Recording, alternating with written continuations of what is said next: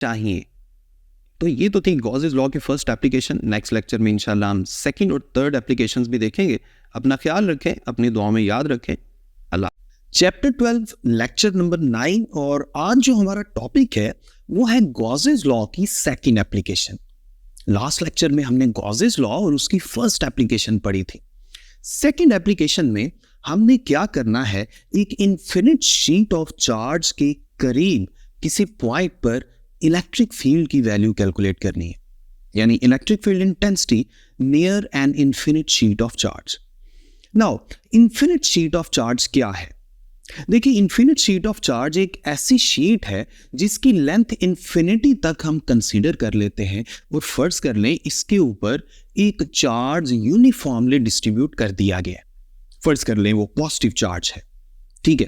तो हमारे पास एक इन्फिनिट शीट ऑफ चार्ज है जिसका एक लिमिटेड हिस्सा हमने अपनी डायग्राम में शो कर दिया, और इस शीट ऑफ चार्ज पे पॉजिटिव चार्ज हमने डिस्ट्रीब्यूट कर दिया, और इसके करीब कोई पॉइंट है P, और इस पॉइंट पर हमें इस चार्ज डिस्ट्रीब्यूशन की वजह से इलेक्ट्रिक फील्ड की वैल्यू चाहिए। तो चलें अब हम थोड़ा सा गॉसेस लॉ को अप्लाई करने की तरफ चलते हैं। सबसे पहले तो हमने ये पढ़ा था कि जिस पॉइंट पर इलेक्ट्रिक फील्ड की इंटेंसिटी चाहिए, हमें एक ऐसा क्लोज्ड सरफेस कंसीडर करना है जो क्लोज सरफेस उस पॉइंट को अपने ऊपर रखे, यानी पॉइंट भी उस क्लोज सरफेस के ऊपर आए।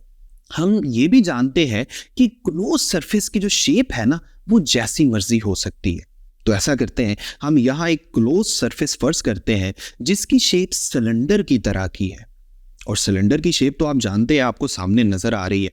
अब मैंने क्या किया है, मैंने एक सिलेंडर कंसिडर कर लिया है जो शीट के अंदर से पास कर रहा है, और इस सिलेंडर का आधा हिस्सा शीट के एक तरफ है और आधा हिस्सा शीट की दूसरी तरफ हमें नजर आ रहा है। अगर हम इस डायग्राम को थोड़ा सा घुमा के भी देखें तो आप इस पूरे सिलेंडर और इसकी शीट को बहुत अच्छे से इमेजिन कर सकते हैं। अगर हम सिलेंडर को गौर से देखें तो हमें इस पर 3 फेसेस नजर आ रहे हैं। 2 तो प्लेन फेसेस हैं, एक इस तरफ, एक दूसरी तरफ। इसके अलावा हमें एक कर्व्ड फेस भी नजर आ रहा है इस तरह से। ठीक हो गया, तो 3 फेसेस हमने गौर से देख लिए। अगर मैं इलेक्ट्रिक फील्ड की बात करूं तो इस शीट के लिहाज से इलेक्ट्रिक फील्ड की डायरेक्शन क्या होगी? देखिए, शीट के इस तरफ इलेक्ट्रिक फील्ड मेरी तरफ होगी, आउटवर्ड, और अगर मैं शीट के दूसरी तरफ की बात करूं तो इलेक्ट्रिक फील्ड उस तरफ होगी, अवे, मेरे से अवे। यानी शीट के इस तरफ मेरी तरफ और शीट की दूसरी तरफ मेरे से अवे। ये इलेक्ट्रिक फील्ड की डायरेक्शन मैंने आपको बता दी।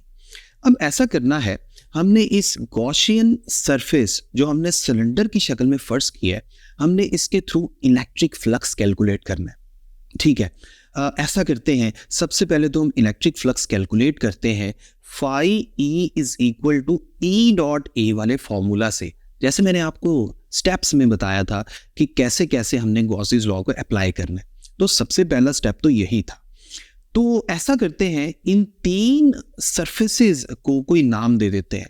इस तरफ वाला जो प्लेन फेस है इसको S1 कह दें, दूसरी तरफ वाला जो प्लेन फेस है उसे S2 कह दें, और जो कर्व्ड फेस आपको नजर आ रहा है इसे मैं S3 का नाम दे देता हूं।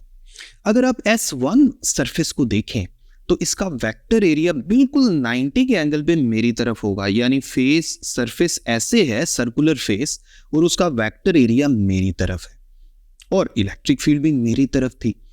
कह सकते हैं कि इसके अंदर से जो इलेक्ट्रिक फील्ड पास कर रही है उसका वेक्टर एरिया से बनने वाला एंगल 0 है।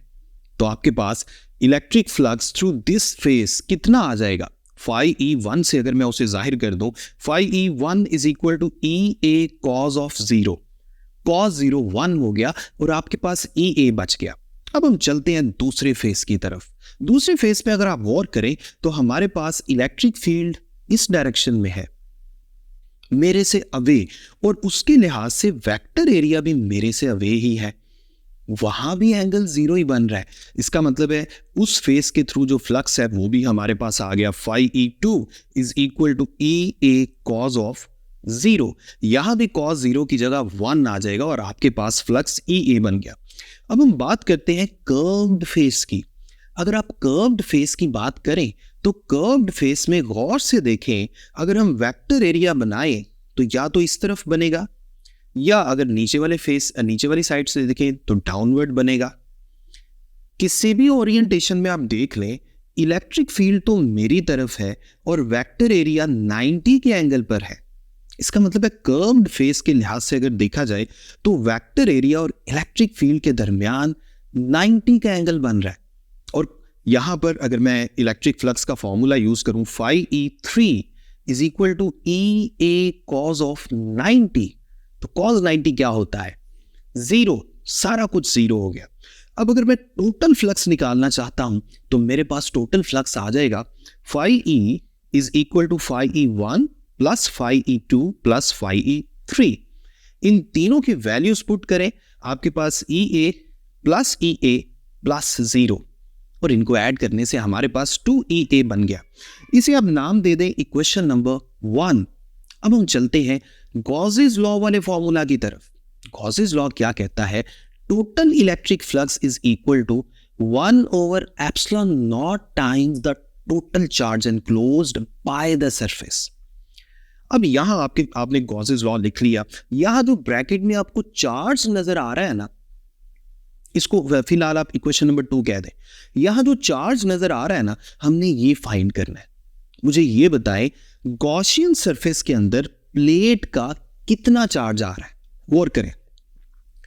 इसको थोड़ा सा अगर आप रोटेट करके देखें ना, तो आपको अंदाजा होगा कि जितना सर्कुलर फेस का एरिया है ना, प्लेट का उतना हिस्सा गॉसियन सिलेंडर के अंदर आ रहा है। इसका मतलब है हमने सिर्फ उतने हिस्से का ही चार्ज फाइंड करना है। इसके लिए दोबारा डायग्राम को सीधा कर देते हैं और अब हम दोबारा से एक और कॉन्सेप्ट को स्टडी करते हैं।